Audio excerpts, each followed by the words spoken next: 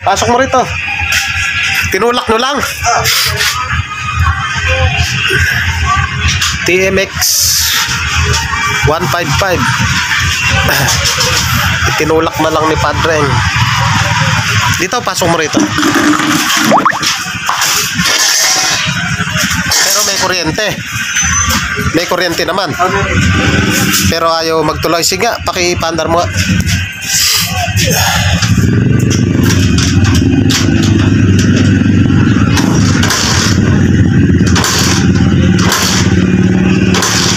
Ganyan lang siya.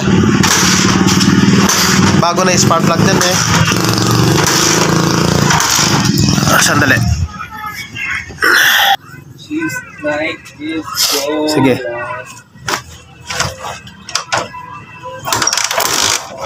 Sige.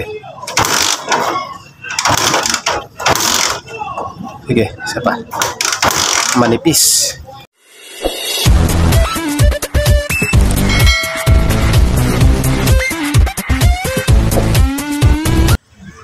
Mga Padreng, tinanggal ko na muna yung kanyang carburetor upang linisin natin.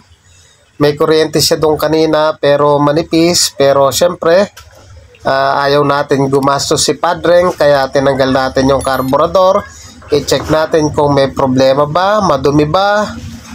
So yan, kaya binaklas natin upang linisin. At nagbabaka sakali na rin po tayo dyan mga Padreng na umandar siya ng maayos at hindi na gumastos si Padreng. So si Padreng nga pala driver siya ng Flash. So kapag nag-order kayo sa TikTok, si Padreng yung nagde-deliver. So na-tsempo, nasiraan siya at nagtulak na lang ng pagkalayo-layo. So dinala rito para i-repair natin.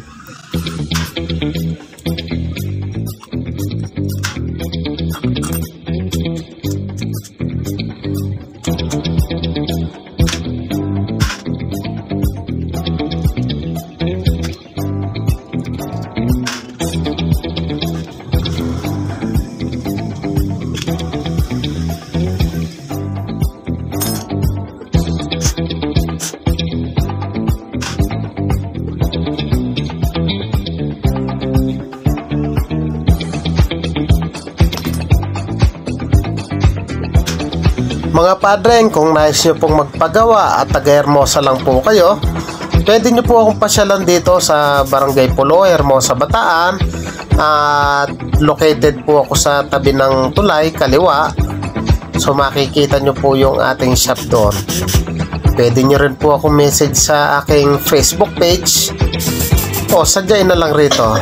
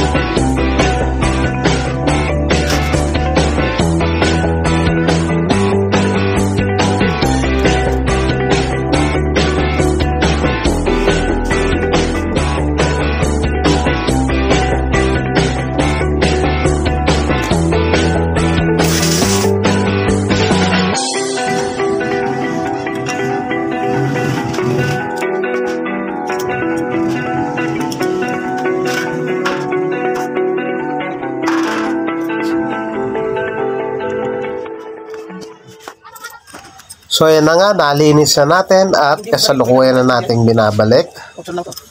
Tapos subukan nating paandarin kung aandar na ba talaga yan TMX 155 na yan. So higpitan na muna natin maigi.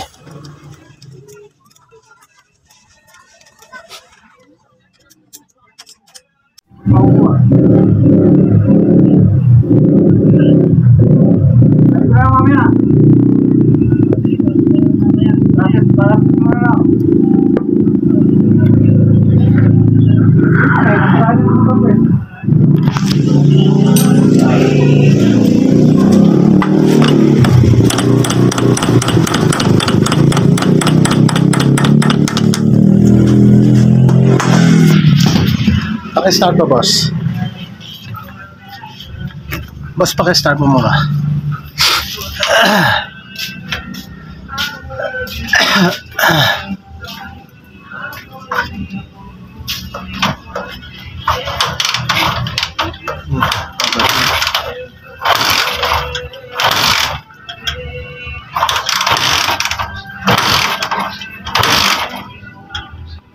Okay.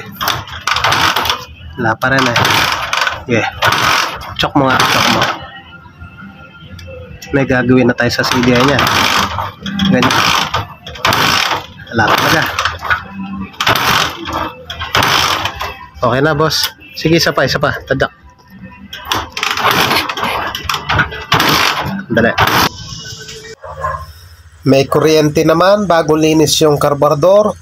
Pero sinawaan pa rin kakatadyak si Padreng. So may gagawin tayo. Magko-convert tayo ng 4-pin na CDI.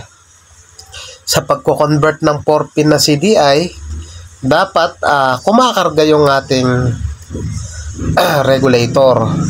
So tama yung voltahe, hindi nag-o-overcharge at walang nawawala. So ang gawin lang natin, ito yung pinaka wiring ng ating stator. Hanapin lang natin yung kulay yellow at kulay white. So ayan, o tanggalin na muna natin yung pagkakatape para mas madali natin i-troubleshoot kung good ba yung ating charging.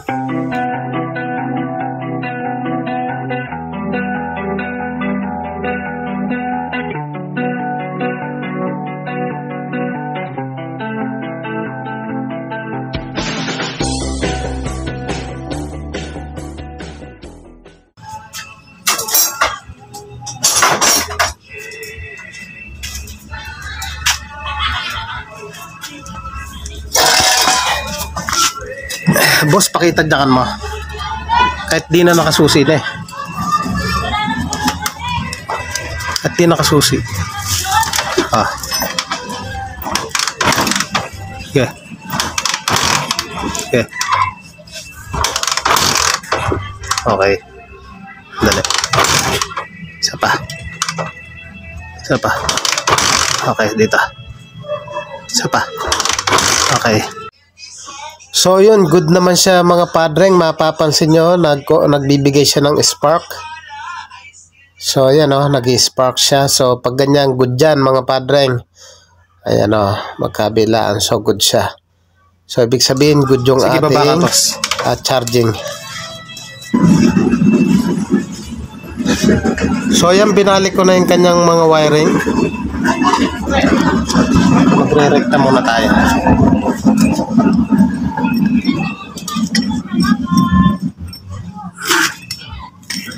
Nakuha natin sa recta.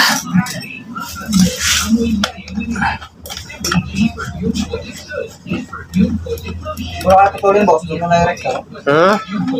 Saan? Nakalabas ba yung wire? Cutting ko na. Kapag naman yung bago. Kailangan na kasi. Pwede. Yan na natin cutting. Okay, sa mga.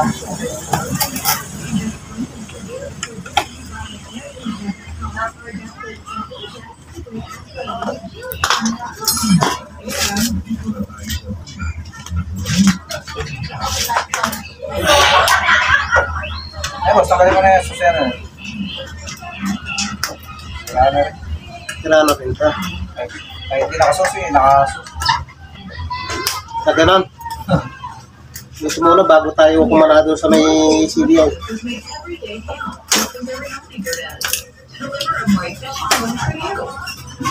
Magta-try muna kami ni Padreng magrekta baka sakaling umukay pa.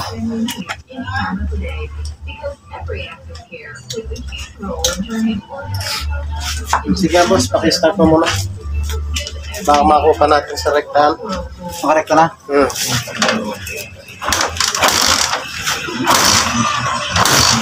Wala pa rin eh. Baba ka na boss. Doon na tayo sa final. Boss, baba ka na. Tanggalin na muna natin yung bangko mga Padreng para ma-expose natin yung kanyang CDI.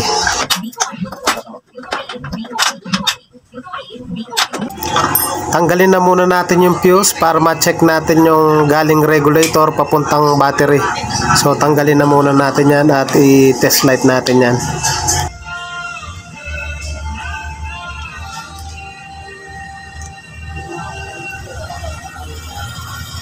Itong wire na to galing siyang regulator. So i-test test light natin yan. Patadyakan natin kay boss. Boss, paisa lang ng tadak. Paisang tadak lang. Checkin natin tong regulator. Kahit isa lang. Dapat tumilaw to. Sige pa. Okay. Okay boss. Good. So yun, ibalik na natin yung kanyang fuse at pwede na tayo mag-convert ng 4-pin na CDI para mapalakas natin yung kanyang kuryente mga Padreng.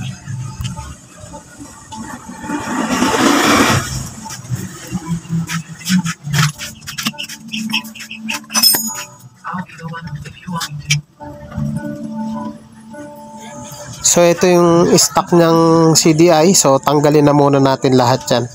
So medyo mahaba na yung video. Tuturo ko sa inyo kung paano mag-convert ng 4-pin. So gutin na muna natin lahat yan.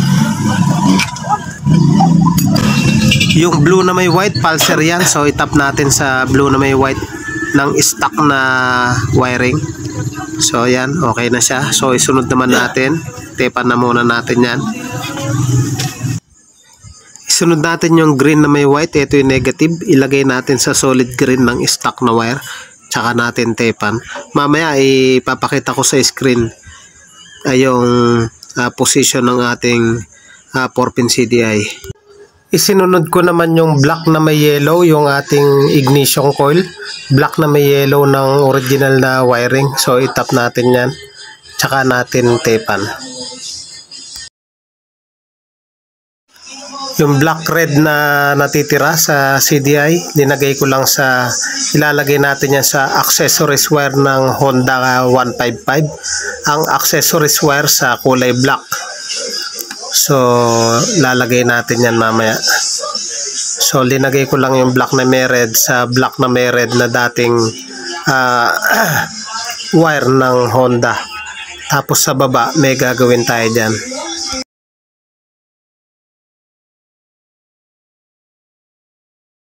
Pakalabas na ako ng masin eh. Namugak ka yan? Oo. Nakapos ng kurente pag ganun. Paki-start mo boss. Kahit di nakasusi. Check-checkin mo. May kuryente ito. Kahit di nakasusi. Nakakambyo. Patras pambagyan. Hindi nakikita sa camera. Yeah. Tapos mali. Dali boss. Walang supply ito. Hindi tayo pwedeng umana dyan. Nasa yung plus relay mo boss. Nasa ilalim nata ng tanke. Walang supply itong isa mo. Isa pa nga. So yung mga Padreng, walang supply yung kanyang accessories wire. Yung black na may solid black. So gagawa natin ng paraan. Magtatap na lang tayo dito sa galing regulator. Yung papuntang fuse. Sige boss, baba ka. Yan ang pinakamalapit natin.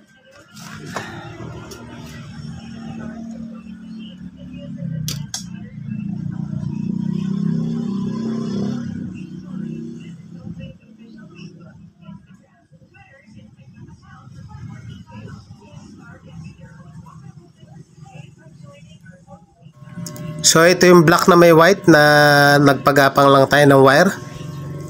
Diyan natin tinap yung sa 4-pin na CDI, yung black na may red din. So itatap na lang natin yan sa may battery kasi sira yung kanyang susian.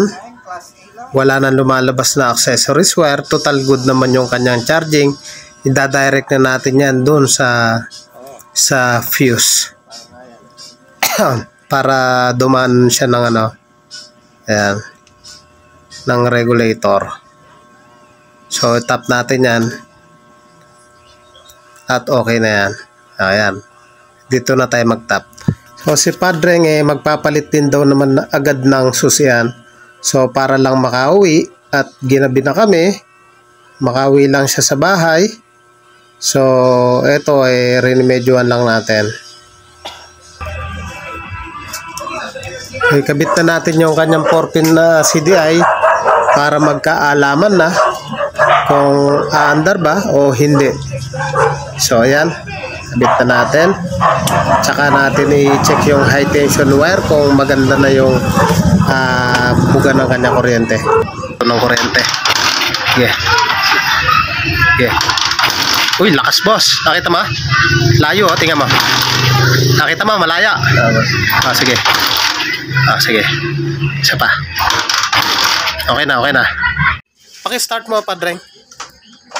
So, try nating paandarin. Bali, nag-battery operated tayo ng CDI dahil manipis na yung kanyang kuryente. So, ayan, okay no.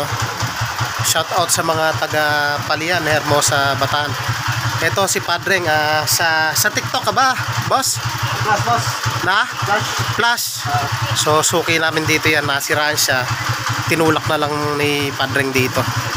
So, kahit nilalagnat tayo, pinagbigyan natin siya para makauwi siya.